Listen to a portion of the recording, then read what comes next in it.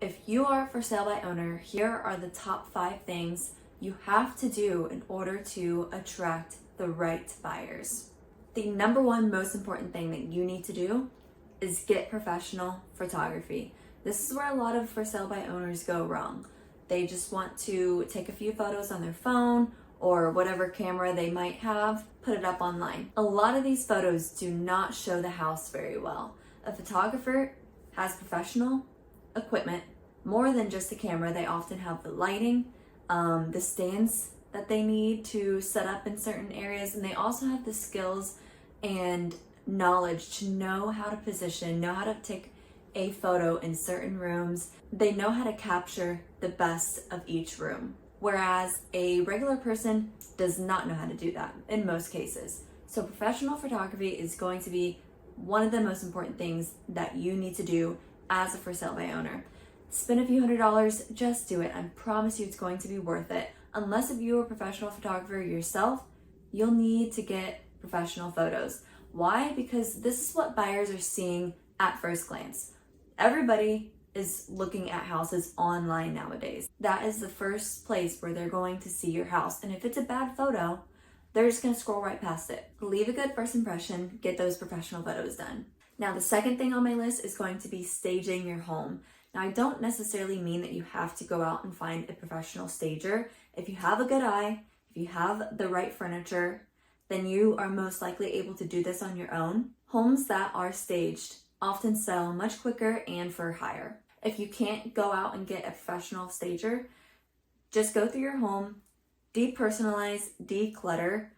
Less is best when it comes to selling your home. You don't want the buyer to come in and feel overwhelmed if you have a lot of things across your home, and that's what they're going to do. If you have just a lot of furniture, a lot of stuff on the counters, they're going to feel overwhelmed. But you also don't want the buyer to come in and the house be totally empty, because sometimes this can lead to them not really knowing how they would live in the property. They wouldn't know, how would I use this room, or how would I use this room? It's hard for them to imagine living there. What you want is that good in between. You want enough furniture in the house. You want the buyer to immediately walk in and then feel like they can move right in today. The third item on my list is boosting your curb appeal. Now, this kind of ties into my first one, the professional photos with the first impressions, and also staging, because this is where your buyer is going to get another first impression. Not only have they seen your house online, but now they're interested in your house, about to tour it, and they're outside. You want to have good curb appeal. You can do things like make sure the grass is mowed if it's summer or spring, make sure your landscaping is up to date, plant some fresh flowers, maybe paint your front door if it needs a fresh coat, and make sure the outside of your house is clean. You want everything to look like you take good care of your home. And when the buyers see that, it gives them a welcoming first impression, and it makes them feel like everything else in the house is going to be up to date, taken care of, and that's a good sign. Now, the fourth item is going to be to get a pre-listing inspection. Not a lot of people do these nowadays. They did this a lot back when we were in a strong seller's market, but not a lot of people do this nowadays. So this is going to make you stand out from your competition. It's going to make the buyer feel more comfortable, and you can take care of the small things that come up on the pre-listing inspection before it even becomes an issue when the buyers have their inspection. Because you're representing yourself, you don't have a skilled negotiator representing you on your behalf. So if you can knock out some of those little items or even big items, if you find like mold or structural issues, a buyer is definitely going to want to take care of those things. But you can take care of a lot of this stuff so they don't come up in negotiations later on in the contract. Now, the fifth item, everybody loves to talk about it, but you have to make sure you price your house correctly. Now, this is where most sellers struggle, especially for sale by owners, because we all want to believe my house is the best. My house could definitely sell better than my neighbors down the street that just sold for whatever price.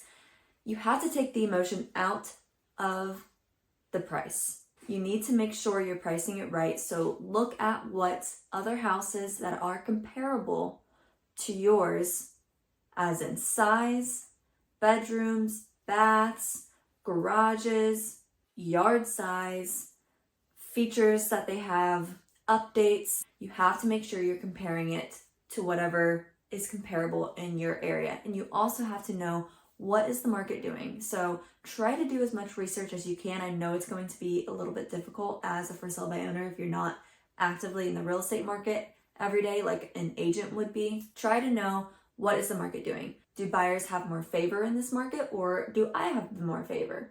You need to know what your local market is doing. You want to look at homes that have sold most recently. So I always try to look at homes that have sold within the last 6 months, preferably 3 to 6 months. If you don't have a lot of comparables near you, if you live in a really rural area, then you might have to go out to a year. But if you're in a typical neighborhood, then look at what has sold in the last 3 to 6 months and just make sure it's comparable. I would say the biggest thing I have to stress here is taking the emotion out of it. We all want to believe our house is the best, but it's not.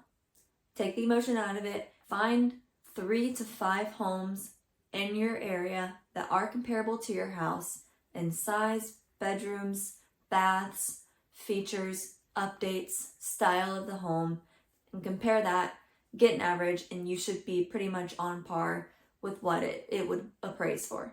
All of these things are going to help you sell your home quicker and find the right buyer, and hopefully relieve a little bit of the stress that comes along with this process, especially if you get that pre-listing inspection. That might alleviate some of the negotiations and issues when it comes up with remedies. If you do have questions, or if you feel like you do need representation during this process, you want someone to help you sell your home, I would love to help you out. I'll leave my information here. You can call, text me, message me. My goal is to always make this process as smooth and seamless and stress-free as possible, and providing as much knowledge and education as I can to my clients. I'm also a real estate investor myself with owning 18 units, so I know a lot about the market, real estate, homes, etc., selling. So if you have any questions, please reach out to me.